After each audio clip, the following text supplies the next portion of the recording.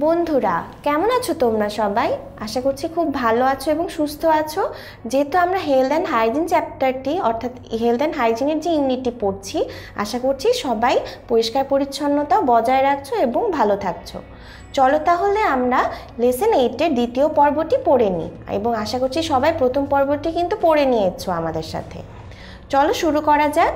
আমাদের কিন্তু এর আগের পর্বে শফিক তার টিচারের যে আইডিয়াটি সেটাকে সম্মতি জানিয়েছিল এবং বলেছিল যে তারা খুব শীঘ্রই দল গঠনের কাজটি শুরু করবে এবং এর উপরে কাজ করাও শুরু করবে। এরপরে বলল, after this a committee is formed by class 8 students under the leadership of their class captain.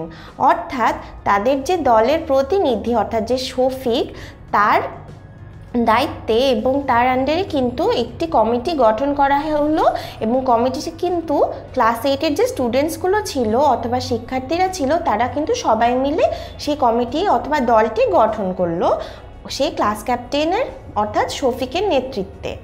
The students are divided into several groups and a work plan is made for cleaning.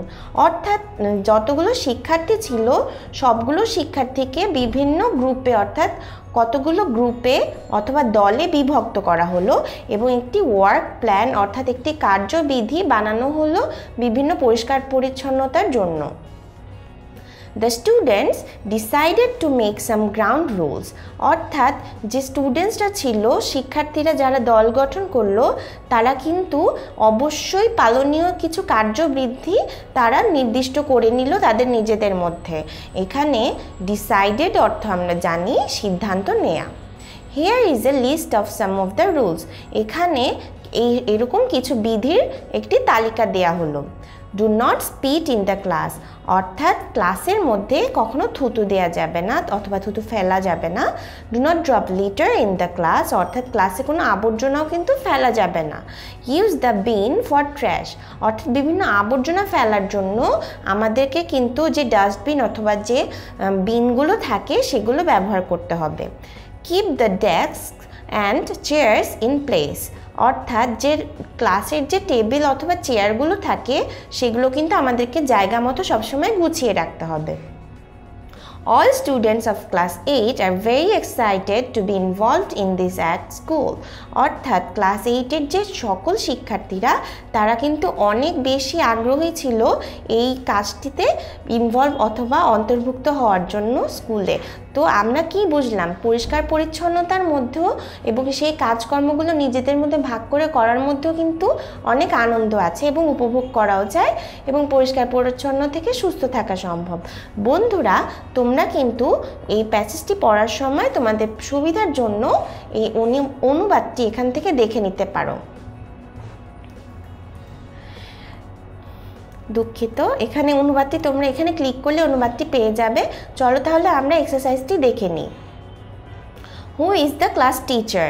এখানে আমরা প্যাসেজটি থেকে কি পড়েছি?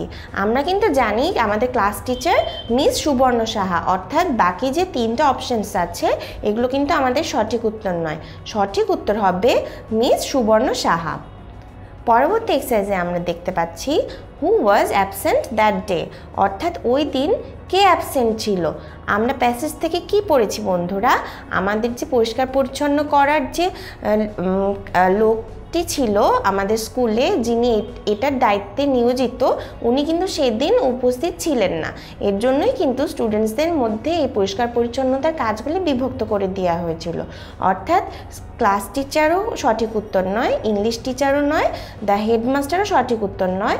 অর্থাৎ ওই দিন সঠিক উত্তর হবে দ্য স্কুল ক্লিনার, যিনি ওই দিন অনুপস্থিত ছিলেন। অর্থাৎ দ্য স্কুল ক্লিনার হবে সঠিক উত্তর। পরবর্তী এক্সারসাইজ দেখো, who was the leader of the committee? অর্থাৎ কমিটির লিডার কে ছিল? আমরা জানি যে ওই কমিটিটার লিডার অর্থাৎ দলনেতা কিন্তু শফিক ছিল। অর্থাৎ ক্লাসের যে প্রতিনিধি সেই কিন্তু সেই কমিটিরও লিডার ছিল অর্থাৎ নেতা ছিল।